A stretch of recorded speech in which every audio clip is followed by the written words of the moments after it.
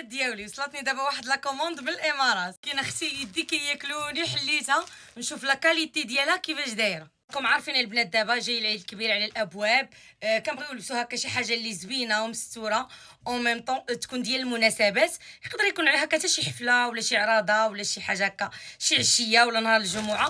خديت البنات هنايا مخاور زوينين، خديتهم من عند واحد السيده كتجيبهم من الامارات. لا كاليتي ديالهم البنات واعره، وحتى بالنسبه لي زيستراز ديالهم شي حاجه اللي زوينه بزاف. المهم خديت هذا اللون هذا، راه عندها ديال القطن وعندها حتى ديال الحرير. خديت هذا البنات ديال القطن. شوفوا لي اختي اللوين كيفاش يجي معايا، قولوا لي.